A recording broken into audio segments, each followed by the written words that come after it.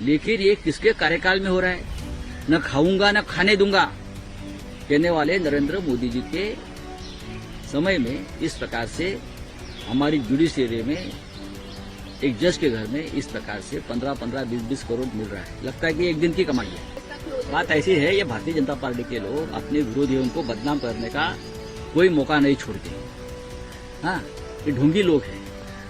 जिस तरह से औरंगजेब ने अपने बाप को शाहजहां को कैद किया था, उस तरह से आज आडवाणी भी कैद है, तो उनकी भी चिंता करिए। चलिए, जो आता है मुंह में बोल देते हैं, तो जहर नहीं फैलाते। मैंने देखा है, गडकरी साहब की बात 100% सही है। माझ्या पाठीची आहे, किती काळ्या भावल्या बांधल्या तरी उनके घर पे कैश जली हुई बरामद हुई है। बड़ी शॉकिंग से घटना है। क्या कहना चाहेंगे? क्या कहेंगे, उसके ऊपर हम 2 दिन से बोल रहे हैं। अब चीफ जस्टिस ऑफ इंडिया ने एक 3 मेंबर कमेटी का गठन किया है और एक वीडियो भी अपलोड किया है, आपने देखा होगा। जस्टिस वर्मा के घर में जो कैश मिली है और कैश को आग लगी है, कैश जल गई है, वो एक वीडियो दिल्ली पुलिस कमिश्नर ने भी अपलोड किया है और चीफ जस्टिस ने भी अपलोड किया है।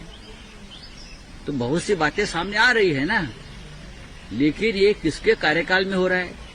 न खाऊंगा न खाने दूंगा कहने वाले नरेंद्र मोदी जी के समय में इस प्रकार से हमारी जुडिशरी में एक जज के घर में इस प्रकार से 15-15, 20-20 करोड़ मिल रहा है। लगता है कि एक दिन की कमाई है सब। लेकिन इस चीज को ऐसा बताया जा रहा है कुछ मात्रा में मिला है। ये मात्रा का जो आंकड़ा है वो बताया नहीं जा रहा। मात्रा मीन्स ऐसा है, ये मात्रा एक दिन की कमाई का है हाईकोर्ट जज के। ऐसे लोग बोल रहे हैं दिल्ली में था। जो आंकड़ा आया है, जो मात्रा आई है 15 करोड़ कुछ नहीं दिल्ली में।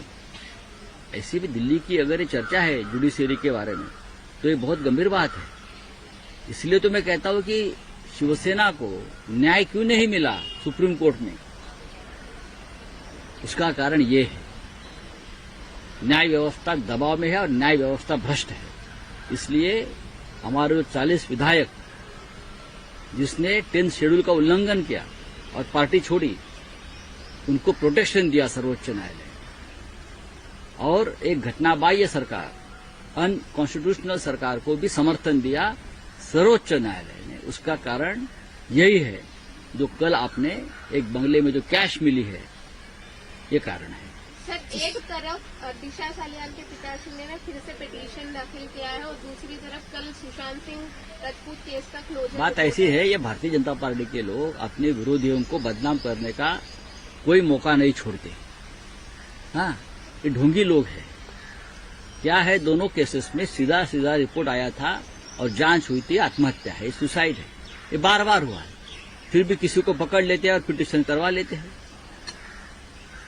बात ऐसी है भाई, अगर भारतीय जनता पार्टी की नाड़ा खोलेंगे तो पूरे नंगे हो जाएंगे। लेकिन राजनीति में ये बात नहीं चलती।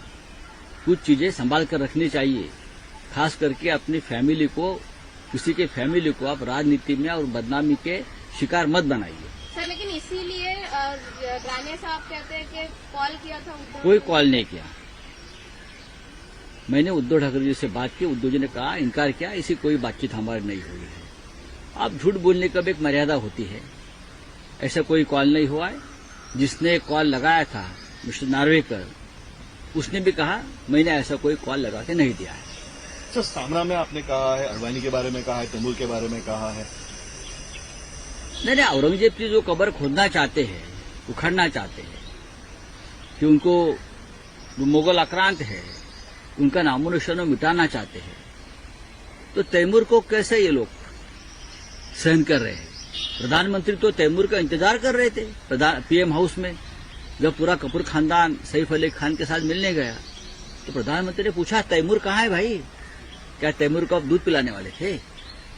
हमने तो तैमूर के बारे में कुछ नहीं कहा, आपने, आपके पार्टी के लोगों ने विरोध किया था। तो तैमूर चलता है। जिस तरह से औरंगजेब ने अपने बाप को शाहजहां को कैद किया था, उस तरह से आज आडवाणी भी कैद है, तो उनकी भी चिंता करिए। चलिए, गडकरी जी ने कहा कुछ नेता जो है वो जातीय राजनीति कर रहे हैं। नारायण राणे कहते हैं हम अभिष मांग रहे हैं उनसे। बात ऐसी है, गडकरी साहब एक सीधी राजनीति करने वाले नेता इस देश में। जो आता है मुंह में बोल देते हैं, वो जहर नहीं फैलाते। मैंने देखा है, गडकरी साहब की बात 100% सही है। इस देश की जनता, इस राज्य की जनता जातीयवादी नहीं है। नेताओं को जातीयवाद चाहिए। नेतागण जहर फैलाना